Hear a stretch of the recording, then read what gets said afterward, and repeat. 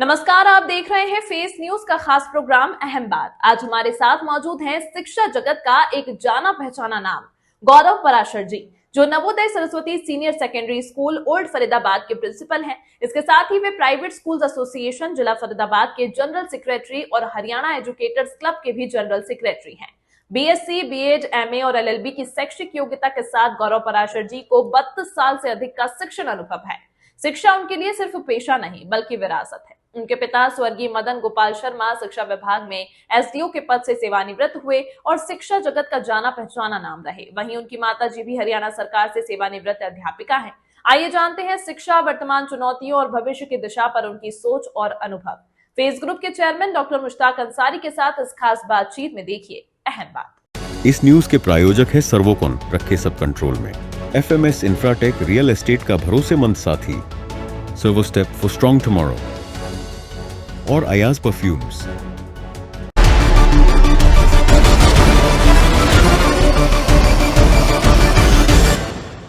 अहम बात में आपका स्वागत है। हमारे साथ नवोदय सरस्वती स्कूल के प्रिंसिपल साहब गौरव पराशर जी मौजूद हैं और हम मौजूद हैं यहाँ पर फरीदाबाद में। बोर्ड की परीक्षा नज़दीक है, उसी सिलसिले में थोड़ी सी इनसे चर्चा करेंगे कि बच्चों को किस तरह की जो है हिदायत देना चाहेंगे, क्या उनको सुझाव देना चाहेंगे और पेरेंट्स की क्या भूमिका रहेगी। आपका स्वागत है गौरव भाई। धन्यवाद। हम चाहेंगे क्योंकि बोर्ड की परीक्षा का एक अहम किरदार होता है इसमें, माँ बापों का भी, प्रिंसिपल्स का भी, और बड़ा दारोमदार रहता है बोर्ड की परीक्षा पर। कहते हैं ना, जब भी कहीं कोई बात आती है कि भाई बच्चा कितना पढ़ा हुआ है, इसने बोर्ड पास कर रखी है नहीं करी, तो सबसे पहला जो होता है 10वीं का बोर्ड होता है जो पूरी जीवन काम आता है कहीं ना कहीं। उसके बाद 12th का बोर्ड होता है, वो पूरे जीवन काम आता है। आगे के एजुकेशन में भी वही काम आता है। तो एक अहम पड़ाव होता है एजुकेशन का ये। तो क्या सुझाव देना चाहेंगे अपने बच्चों को? देखिए, बोर्ड की परीक्षाएं अब शुरू होने वाली हैं और मेरा सबसे पहले सुझाव बच्चों को यही रहेगा कि इस वक्त बच्चे जो अपने जो सबसे डिफ़िकल्ट क्वेश्चंस हैं, जो क्वेश्चंस उनको लगता है कि सारे साल हम नहीं कर सके, उन क्वेश्चंस को अब करने की ट्राई ना करें। जो क्वेश्चंस उनको इजीली याद हो सकते हैं उन पे फोकस रखें। नए टॉपिक्स अब ना पढ़ें और ज़्यादा से ज़्यादा इसको टाइम दें, पढ़ाई लिखाई की तरफ ज़्यादा ध्यान दें और थोड़ा टाइम, जो अपना टाइम पीरियड जो पढ़ाने का था, लिखने का था, उसको और थोड़ा बढ़ाएं और जो चीज़ें याद हो सकती हैं उनको रिवाइज बार बार करें ताकि बोर्ड की परीक्षाओं में किसी प्रकार की कोई परेशानी नहीं। अगर शेड्यूल की बात करें तो बच्चों का किस तरह का शेड्यूल, क्योंकि अभी स्कूल भी अभी चल रहे हैं, क्लासेस चल रही हैं और उसके बाद फिर क्लासेस रोककर जो है रिवीजन जो घर पर भी होगा। देखिए, शेड्यूल को तो जो हर स्कूल प्री बोर्ड एग्ज़ाम ले रहा है और हर टीचर, हर स्कूल का हर टीचर अपनी तरफ से पूरी फोकस करे हुए है कि हर बच्चे को कुछ ना कुछ जो बच्चे के अंदर अचीवमेंट है दिखा सकते हैं वो दिखाएं। जो प्री बोर्ड के एग्ज़ाम हैं और जो पहले एग्ज़ाम है उनके सबके इंपॉर्टेंट क्वेश्चंस को एक लिस्ट बना ली जाए। उन लिस्ट में से जो क्वेश्चन बार बार रिपीट होता है उसको, जैसे हमारे टाइम में और आपके टाइम में 10 ईयर्स क्वेश्चन आया करते थे, जो ज़्यादा इंपॉर्टेंट होते थे हम उनको दोबारा रिवाइज करा करते थे। तो इसका एक ही मकसद, एक ही तरीका है कि revise revise and revise. Revise के अलावा अब नया टॉपिक पढ़ने का ना टाइम है, ना हम सजेस्ट करते हैं इस तरह नया टॉपिक पढ़ा जाए। और रिवीजन करके, लिख के, देख के, हर चीज़ को लिख के, देख के देखा जाए तो वो चीज़ें बच्चे के लिए, आगे नंबर के लिए ज़्यादा अच्छी उपयोगी होती है। तो जैसे कि पेरेंट्स की भी भूमिका इसमें अहम रहती है कि वो बच्चों को किस तरह का उनका जो है ट्रीटमेंट उनके साथ रहना चाहिए। देखिए, पेरेंट्स का योगदान बहुत अहम योगदान है। पेरेंट्स बच्चे को इस समय ज़्यादा व्हीकल्स वगैरह देने के कष्ट ना करें।